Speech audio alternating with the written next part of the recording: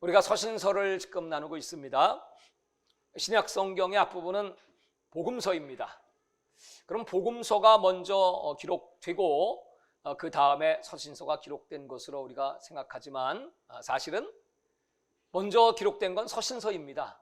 그리고 복음서는 나중에 기록되었죠.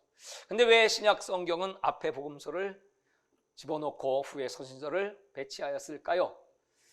그것은 복음서의 메시지가 역사적으로 앞에 일어났던 사건, 특별히 예수님께서 탄생하시고 예수님께서 사역하신 그 예수님의 복음의 내용이 기록되어 있는 가장 중요한 것이기에 앞에 편찬하였고, 그 다음에 이 서신서가 뒤로 온 것은 그 복음을 받은 자는 과연 어떻게 살아야 될 것인가, 복음에 합당한 삶은 무엇인가 하는 것을 알려주기 위해서 이 서신서를 뒤에 편찬하였습니다. 그래서 우리가 여러 권의 책들을 쭉 훑어보면서 이제 오늘 데살로니가까지 왔습니다. 이 데살로니가라고 하는 곳은 지금으로 말하면 마케도니아, 이 성경에는 아가야 지방이라고도 하고 그 지방 항구에 있는 도시입니다.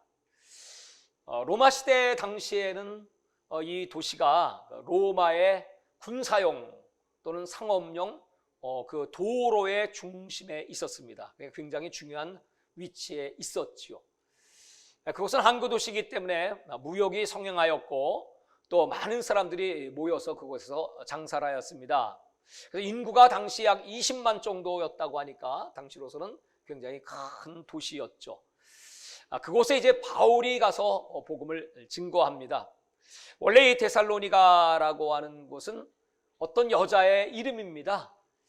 그것은 BC 315년 이 마케도니아의 수도로 지정되면서 카사더라고 하는 장군이 자기 아내의 이름을 따라 이 도시의 이름을 짓습니다. 그러니까 여자의 이름이죠. 근데 이 도시가 로마가 점령했을 때 로마의 그 옥타비아누스, 아우구스투스 그 편에 서서 그 전쟁을 지원합니다. 그 전쟁에서 이 옥타비아누스가 승리를 하게 되면서 로마는 이 도시에 아주 특별한 혜택을 주었습니다. 그래서 그들에게 자치권을 주고 그리고 로마 시민권을 부여하였습니다. 그러니까 이 데살로니가 사람들은 로마에 충성할 수밖에 없죠. 로마의 군대가 주둔한 것도 아니고 스스로 통치하면서 그들은 경제를 발전시키고 또 이제 그 로마에 충성하고자 하는 마음을 성전을 지어서 황제 숭배를 하였습니다.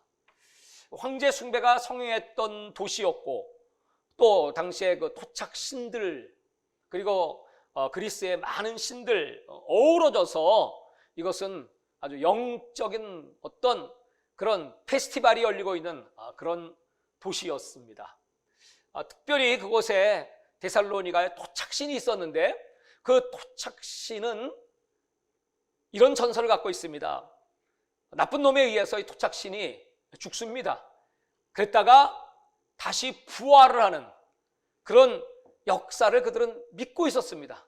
근데 이제 바울이 이곳에 와서 전한 복음이 바로 예수님의 죽음과 부활의 복음이었죠.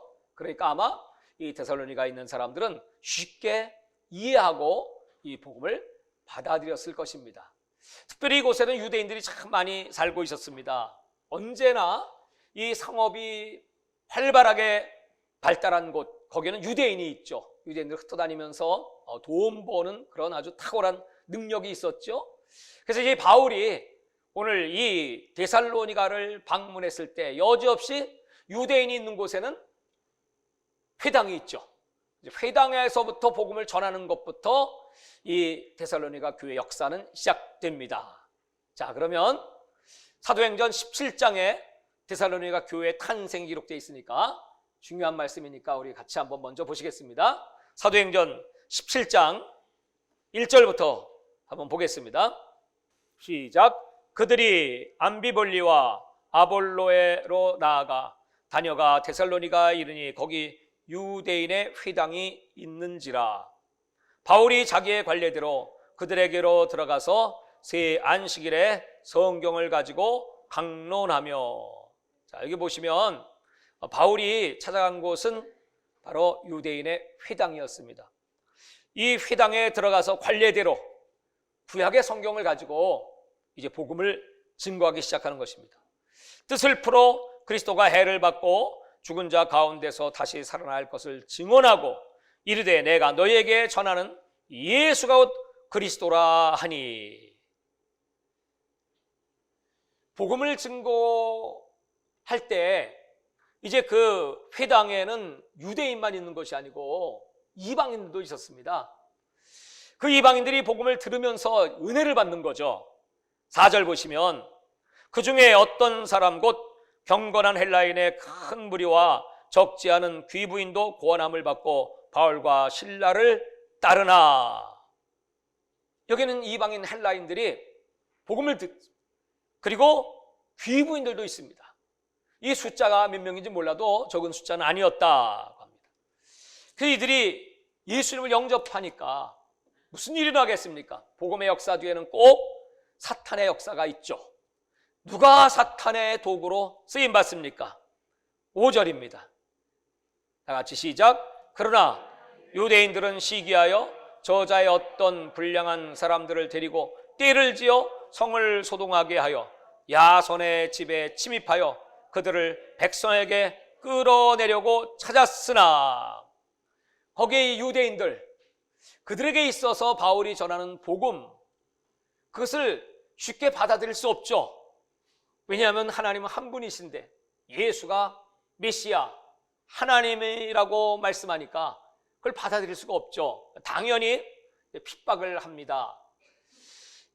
핍박을 하는 정도가 아니고 그들은 이 바울을 아예 매장시키고 아주 잡아 죽이기 위해서 그를 역모자, 마치 쿠데타를 일으키는 자처럼 죄를 뒤집어 씌우고 누명을 뒤집어 씌웁니다. 그것이 바로 6절입니다.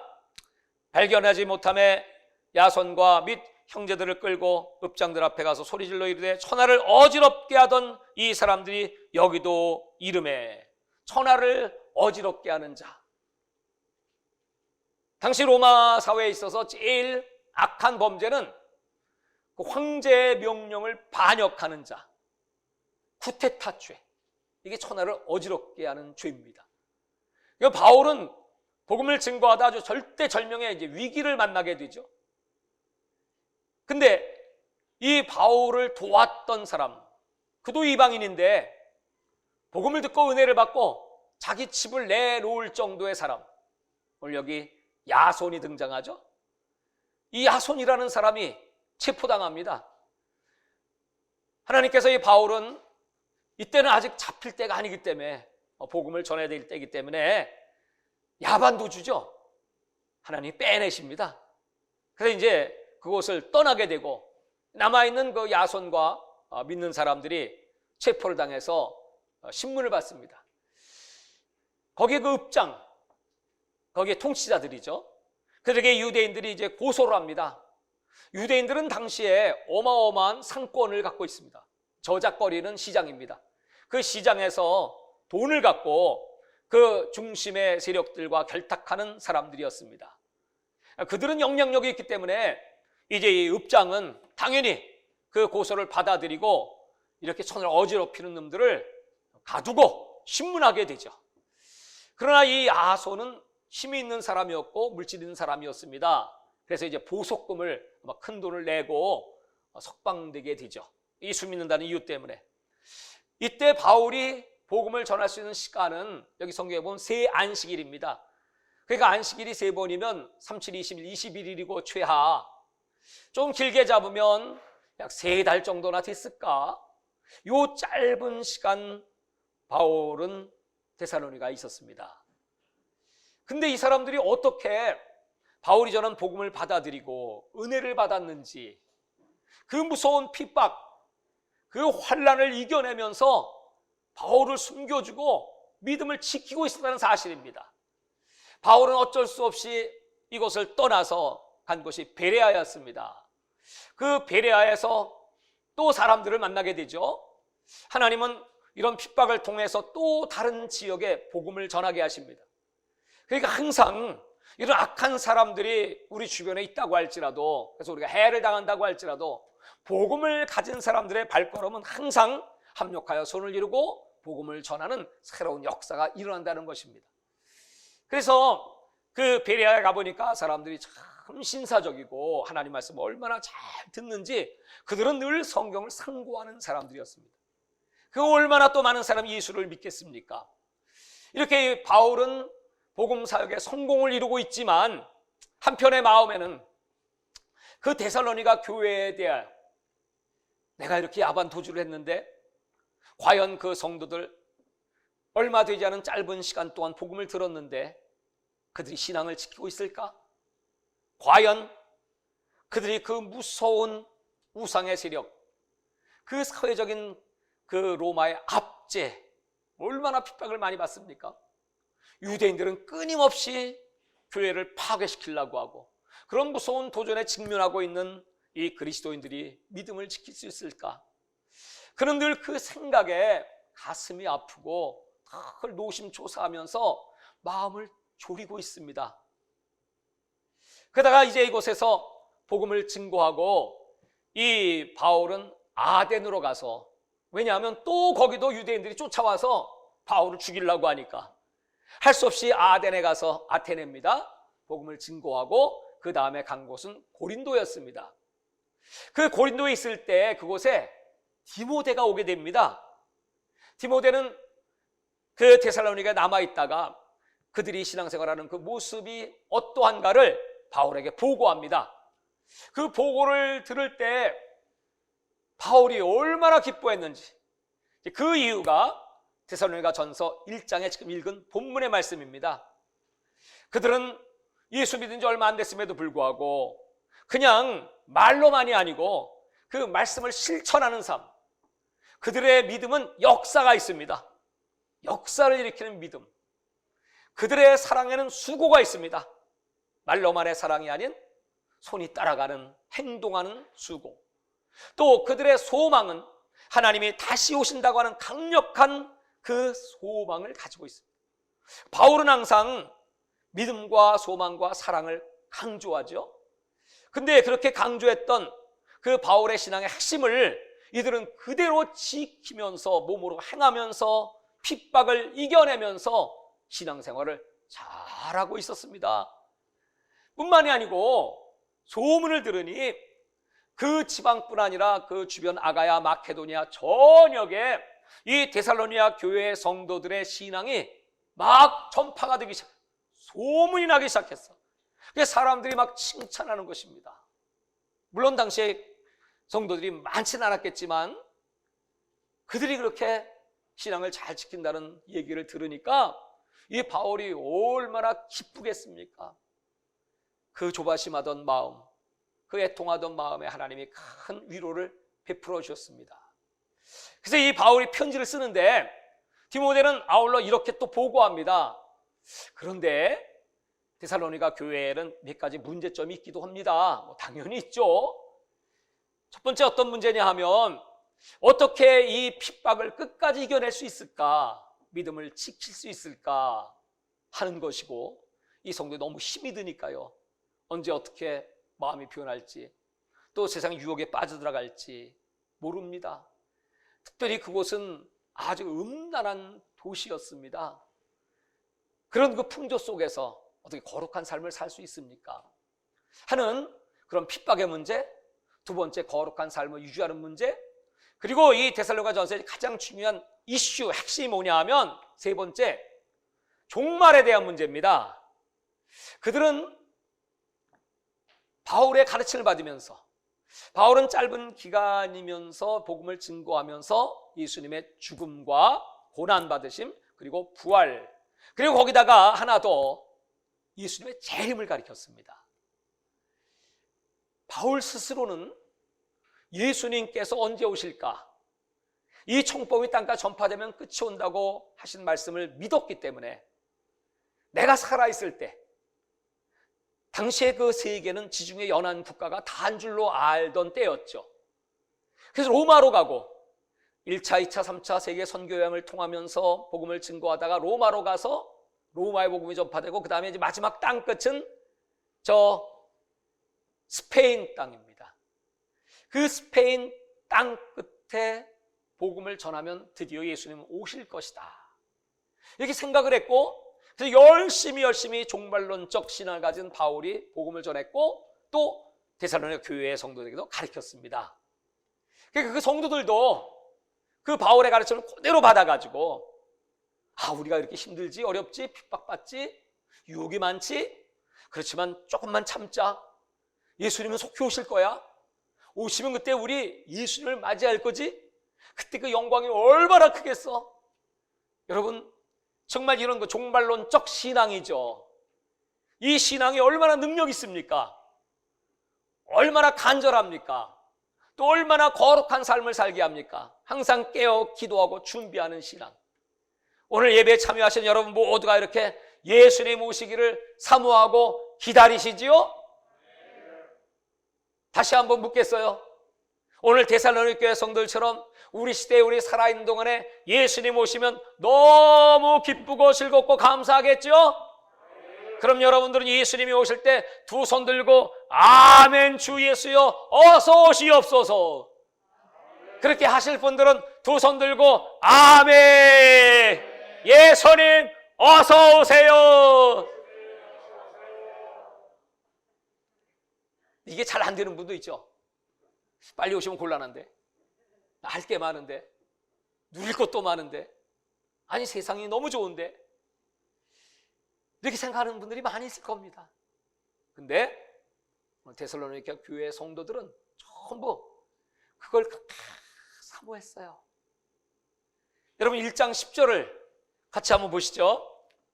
오늘 1장 10절은 데살로니가 전서의 키워드입니다. 데살로니가 전서 1장 10절. 자, 좀 띄워주시면 좋겠어, 방송실에서.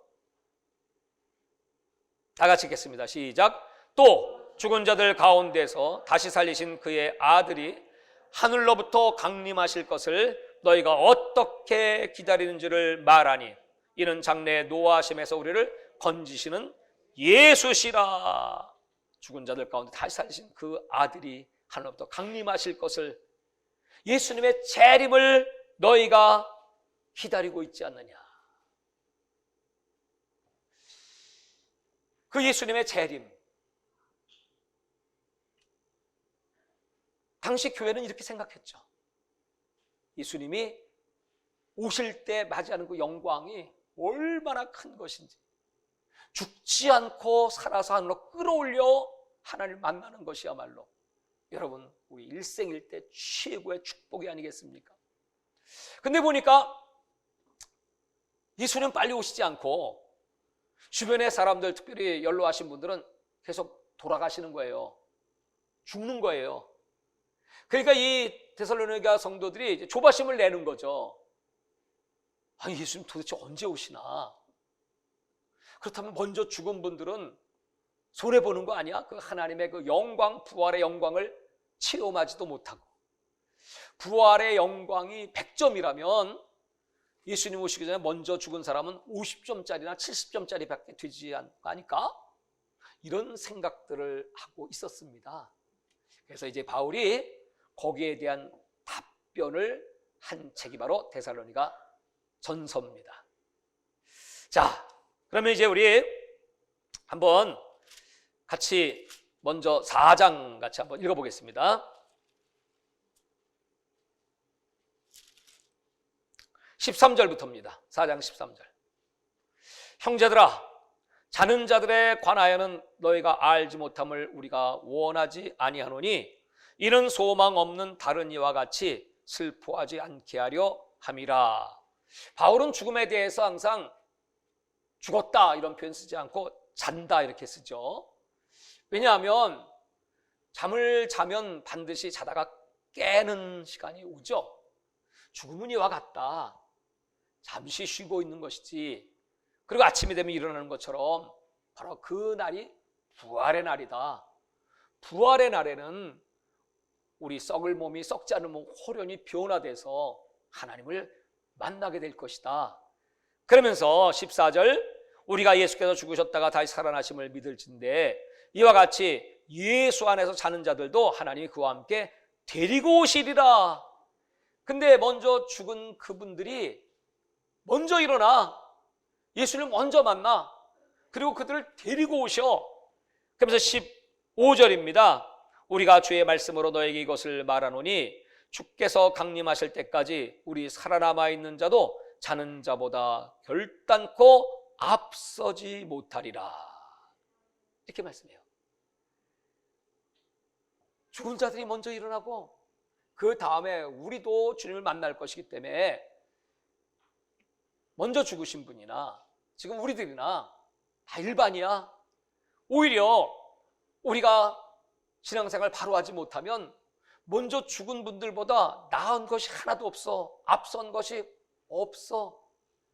근데 우리가 정말 이때 깨어 기도하고 성령 충만하고 거룩하게 신부단장하고 예수님을 맞이하면 그 영광은 어떤 것인가 했더니 16절 주께서 오령과 천상의 소리와 하나님의 나팔 소리와 친히 하늘로부터 강림하시리니 그리스도 안에 죽은 자들이 먼저 일어나고 그 후에 17절 크게 있습니다. 그 후에 우리 살아남은 자들도 그들과 함께 구름 속으로 끌어올려 공중에서 주를 영접하게 하시리니 그리하여 우리가 항상 주와 함께 있으리라. 그러므로 이러한 말로 서로 위로하라.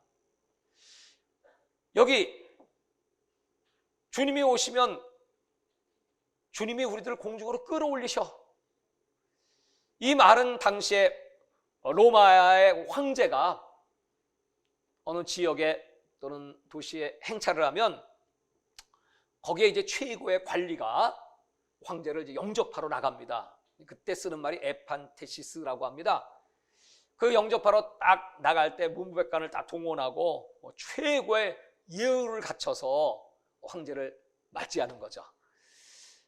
그러는 것처럼 예수님이 오실 때 우리 성도들은 최고의 예우를 갖춰서, 여러분 뭐 복장뿐이겠습니까? 마음, 또 모든 준비, 그 황제를 모실 수 있는 그런 최고의 멋진 시설, 숙박 다 준비해야 되지 않습니까? 그러고 나가는 것처럼 우리 영과 혼과 몸이 거룩하고 점도 없고 흠도 없이 잘 단장해서 하나님 앞에 나가야 돼. 그러면 예수님이 우리를 영접하여 주시고, 로마 시대에는 그래서 함께 그 멋진 숙소에 들어가지만은 우리 예수님은 어떻게 주시냐 하면 우리들을 데리고 어디로? 하늘 보좌 위에 하나님의 그 아름다운 성소에 들어가서 우리는 주님과 함께 영원히 결혼 생활, 신랑 예수님과 우리는 신부로서 영원한 아름다운 부부 생활, 그거를 준비해야 돼. 사랑하는 여러분, 이게 바울이 전하는 마지막 종말의 복음 중에 복음입니다. 오늘 여기 이 말씀은 지금 우리가 흔히 휴거를 얘기할 때, 예수님이 오실 때 우리는 공중으로 끌어올려, 랩추어, 끌휴 당길 거, 하나님이 우리를 끌어올려. 이건 우리의 어떤 힘이 아니고 절대적인 하나님의 능력으로 공중으로 끌어올려서 주님과 함께 영원히 왕노릇하는 그 놀라운 마지막 때가 도래하고 있으니 여러분 어떻게 사셔야 합니까? 사람들의 관심은 항상 언제 예수님이 오시는가 하는 시기입니다. 시기. 그래서 5장 1절부터가 사람들은 그 시기를 중요하게 여기지만 정작 중요한 것은 그 주님을 맞이할 수 있는 삶의 자세. 하나님의 관심은 그 어떤 때보다 더 중요한 신랑을 맞이할 신부들의 삶의 모습이 중요하다. 어떻게 살아야 되냐? 그래서 이제 5장에 보면 이렇게 기록되어 있는 겁니다. 1절 형제들아 때와 시기에 관한 너에게 쓸 것이 없음은 2절 주의 날이 밤에 도적같이 이를 줄을 너희 자신이 자세히 알기 때문이다. 그때는 해산한 여인이 아기를 낳는 것처럼 임신하면, 잉태하면 그때부터 징조가 오기 시작합니다. 시간이 가면서 점점 진통이 오기 시작하죠. 그 진통을 헬라어에서는 오딘이라고 합니다. 이 오딘은 날이 가까울수록 점점 횟수가 잦아지기 시작하죠. 또 진통의 강도가 강력해지기 시작하죠. 예수님은 그 징조, 진통을 마태복음 24장에 기록해 놓으셨습니다. 처처에 기근이 있고 지진이 있고 지금처럼 전쟁이 있고 또 뿐만 아니고 사랑이 식어지고 불법이 성행하고 이런 것들이 징조입니다.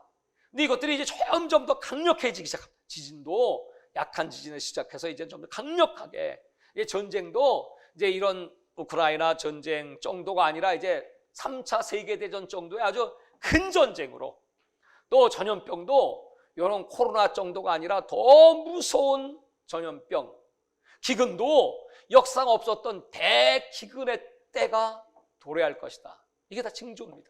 오딘입니다. 이런 고통의 때입니다. 근데 아기를 뺀 어머니는 알죠. 이게 언제쯤 나올 거 압니다. 우리는 어둠에 있지 않고 낮에 속하였기 때문에 어느 시점 주님이 오실까, 물론 날짜와 시간을 알지 못해도 우리는 예측하고 있죠. 그렇기 때문에 그 날을 준비해서 철저하게 점도 없고 흠도 없이 하나님 앞에 서기를 바라노라. 그렇게 설레면 어떻게 해야 되냐고 5장은 말하니까 아주 중요한, 너무 유명한 말씀이죠. 그 기다리는 삶의 최고의 모습이 항상 기뻐하고 쉬지 말고 기도하며 범사에 감사할지어다. 다 같이 항상 기뻐하고 쉬지 말고 기도하며 범사에 감사하자. 이것이 우리를 향하신 그리스도 안에서 우리를 향하신 하나님의 뜻이기 때문에 그렇습니다. 이렇게 살아라. 그리고 당시에 어떤 사람들은 뭐 예수님 오실 거면 적당히 대강 살고 우리가 예수 믿었으니까 뭐 구원은 받았으니까 그냥 천국 가면 되잖아 하면서 일도 하지 않고 적당히 대강 게으른 자들이 있었습니다. 후소에 나오죠. 더 구체적으로 일하기 싫은 자는 먹지도 말라. 그러면서 이 사도 바울이 우리 주님의 재림을 기다리는 자의 삶의 모습이 어떠해야 되는가, 그것이 바로 5장 우리 다 같이 한번 읽겠습니다. 9절입니다. 6절부터 보죠. 제가 드린 말씀이 5절까지 지금 기록되어 있고요. 6절부터 읽겠습니다. 5장 6절입니다. 시작. 그러므로 우리는 다른 이들과 같이 자지 말고 오직 깨어 정신을 차릴지라. 여기 정신을 차려라, 이 말은 무슨 뜻일까요? 우리 정신을 맑게 해라 하거든요. 흐리멍텅하게 생각하지 말고 썩은 생각 다 버리고 맑은 정신으로, 그래야 분별력이 있어요. 그래야 올바른 판단합니다. 그래야 이 마지막 때에는 많은 미혹들이 있다고 그랬죠. 불법이 성행하고 거짓 선지자들, 적그리스도, 또 이런 이단 종교들이 얼마나 성행한지 몰라요. 이런 것들을 잘 분별하려면 정신 차려야 된다. 정신이 맑아야 된다. 분별력이 있어야 된다. 그러면서 7절, 자는 자들은 밤에 자고 취하는 자들은 밤에 취하되 우리는 낮에 속하였으니 정신을 차리고, 또 나오죠, 믿음과 사랑의 호심경을 붙이고 구원의 소망의 투구를 쓰자. 1장 2절 3절에 나오는 사랑의 수고, 믿음의 역사, 그리고 소망의 인내, 그걸 다시 강조합니다. 이제 우리는 더욱 믿음과 사랑의 호심경, 가슴을 지키는 방패와 같은 믿음과 사랑으로 우리 신앙을 잘 방비하고, 그리고 구원의 소망의 투구, 소망은 구원의 투구입니다. 그렇게 무장하고, 9절입니다. 하나님이 우리를 세우심은 노하심에 이르게 하심이 아니요 오직 우리 주 예수 그리스도로 말미암아 구원을 받게 하심이라. 하나님의 뜻은 우리가 구원을 받는 것입니다. 마지막까지 한 영혼도 멸망치 않고 구원받기를 원하시는 것입니다. 예수께서 우리를 위하여 죽으사 우리로 하여금 깨어있든지 자든지 자기와 함께 살게 하려 하셨느니라. 11절 그러므로 피차 권면하고 서로 덕을 세우기를 너희가 하는 것 같이 하라.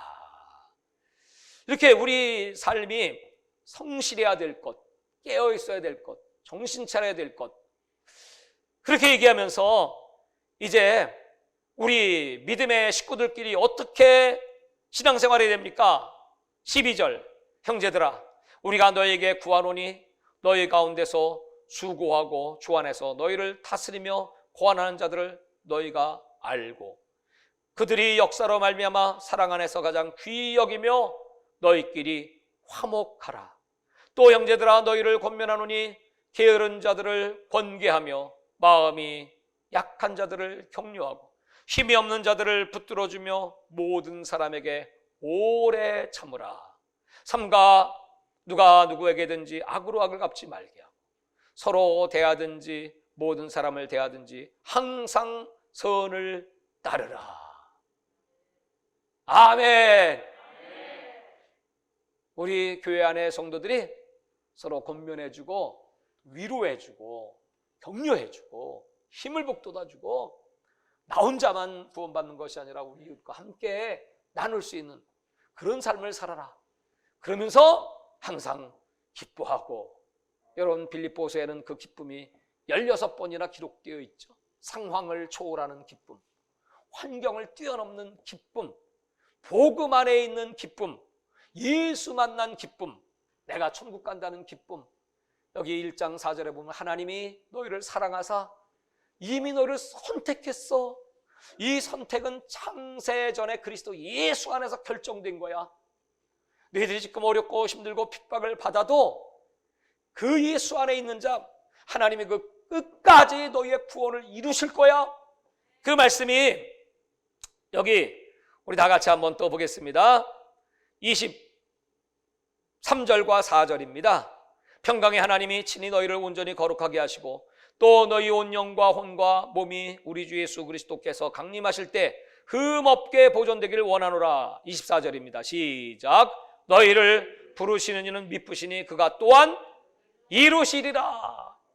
그러니까 이 데살로니가 교회를 향한 바울의 마음은, 여러분 데살로니가 전서 전체 3분의 2가 감사합니다. 고린도전서나 후서나 또는 갈라디아서 같은 책은 얼마나 무섭게 그 성도를 징책하고 책망합니까? 왜요? 거짓 복음 받아들이죠. 바울의 사도권을 인정하지도 않죠. 오히려 바울을 막 미워하고. 그러니 여러분 죽자사자 정말 목숨 걸고 복음 전했는데 그렇게 배신하는 그런 교회 성도들을 향하여 바울이 얼마나 분노하겠습니까? 그래서 바울은 이 서신서를 통하여 그 성도들이 다 바울을 좋아하고 따르지 않았다는 걸 아주 솔직하게 얘기합니다. 여기 목회가 그래요. 목회가 성도님이 다 100% 주의 종을 순종하고 따를까요? 그렇지 않습니다. 겉으로는 그럴지 몰라도 속으로는 다 한 가닥씩 다 있지. 원망도 있고 불평도 있고. 여러분 그래서 이 바울이 얼마나 가슴 아파하면서 어떻게 이렇게 복음을 알지 못하고 주의 종의 마음을 알아주지 못하고 예수를 알지 못하니 하면서 막 그냥 그걸 어떻게 할 수 없어갖고 막 고린도 전서나 갈라디아서 같은 경우는 그냥 막 강력하게 막 책망하지 않습니까? 그러면서 뭐 예수를 사랑하지 않는 자는 저주를 받을지어다, 이 정도입니다 막. 근데 이 데살로니가서에는 그런 말이 하나도 없어요. 너무 감사하고 생각할 때마다 기쁘고. 이 데살로니가 교회 성도들을 바울은 뭐 가는 곳마다 그랬죠. 혹여라도 성도들이 돈 때문에 시험 들면 어떡할까 해가지고 말이죠. 그래서 여기 2장 9절에 보시면 이렇게 나오거든요. 우리 2장 9절입니다. 형제들아 우리의 수고와 애쓴 것을 너희가 기억하리니 너희 아무에게도 피해를 끼치지 아니하려고 밤낮으로 일하면서 너에게 하나님의 복음을 전하였노라. 밤낮으로 일했습니다. 당시 데살로니가의 그 주택 구조가 이렇습니다. 1층은 장사하는 이렇게 그 점포들 같은 것이었고요. 이 2층은 숙소인데 아주 조그만, 요새 우리 2층에는 고시원 같은 그런 조그만 방입니다. 그래서 낮에는 그 1층에 그 조그만 가게에서 일을 합니다. 천막 깁는 이런 텐트 메이커였죠. 일을 합니다. 그래서 복음을 전하고 만나는 사람들에게, 또 저녁이면 2층 그 방에 가서 그 골방에 사람들 많고 또 복음 전하고, 그렇게 돈을 벌면서 일을 했습니다. 그 이유가 무엇일까요? 당시에 그 로마 사회 전역에는 소피스트라고 하는 이 귀변론자들이 있었죠. 당시에 사람들은 그 소피스트들의 그 개똥 철학이지, 그걸 듣는 걸 굉장히 즐거워했습니다. 그리고 이제 고상한 척, 지식 있는 척, 품위를 드러냈습니다. 그리고 이제 어떤 사람은 후견인이 되어서 이제 돈도 막 밀어줍니다. 그러니까 이 소피스트들은 그 돈을 받기 위해서, 어떤 큰 부자가 자기 후견인 되면 뭐 장래가 보장되고 인기가 올라가고 막 그렇지 않습니까?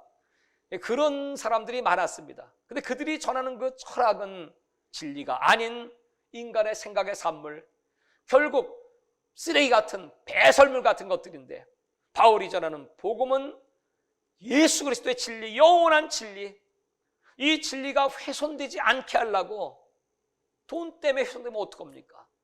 그래서 바울이 이렇게 열심히 일을 하면서 복음을 친 거예요. 물론 빌립보 교회는 바울의 그런 마음을 알았어요. 얼마나 힘든지 알았어요. 그래갖고 스스로 2번씩이나 헌금을 해가지고 바울에게 전달해 줍니다. 빌립보 4장에 기록되어 있습니다. 그 외에 이렇게 이 영혼들이 손상할까봐, 복음이 훼손될까봐 얼마나 바울이 애쓰고 수고하면서 이 성도를 사랑했는지, 이렇게 전했던 데살로니가 교회가 정말 이렇게 소문이 나고 믿음을 지킨다니 얼마나 감사합니까? 그러나 이제 딱 하나, 그들에게 믿음의 인내를 가져야 될 것과 아울러서 거룩한 삶, 이럴수록 거기에 그 신들 가운데는 무슨 신이 있었냐 하면 디오니소스라고 하는 신이 있었는데, 이게 뭐냐 하면 힘의 상징이 남성의 성기입니다. 그래서 그 남성의 성기를 만들어 그걸 섬기는 그런 종교가 있었어. 그럼 번성한다고. 그러니까 그냥 음란이 그냥 꽉 차있는 도시였습니다. 그렇기 때문에 너희가 거룩하게 살아야 돼. 그 거룩을 얼마나 강조합니까? 여기 우리 4장 3절을 보실까요? 4장 3절. 하나님의 뜻은 이것이니 너희의 거룩함이라고, 음란을 버리고. 4절. 각각 거룩함과 존귀함으로 자기 아내에 대할 줄을 알고 하나님을 모르는 이방인과 같이 세욕을 따르지 말고 이 일에 분수를 넘어서 형제를 해하지 말라. 이는 우리가 너희에게 미리 말하고 증언한 것 같이 이 모든 일에 주께서 신원하여 주심이라. 하나님이 우리를 부르심은 부정하게 하심이 아니요 거룩하게 하심이라. 그러므로 저버리는 자는 사람을 저버림이 아니요 너희에게 그의 성령을 주신 하나님을 저버림이라. 하나님의 뜻은 거룩이다. 여러분, 이 마지막 때에 우리가 주님의 사랑받고 칭찬받는 비결, 돈이 많고 능력 있고 지혜가 있고 지식이 뛰어나고 다 중요하지만요, 더 중요한 게 있어요. 그것은 바로 거룩함입니다. 다 같이 거룩하게 삽시다. 레위기 11장에 하나님이 거룩하니 너희도 거룩하라. 거룩한 삶. 거룩하면 이겨요. 진정한 교회의 힘은 거룩입니다. 오늘 우리 한국교회의 수치와 부끄러움은 거룩하지 못한 겁니다.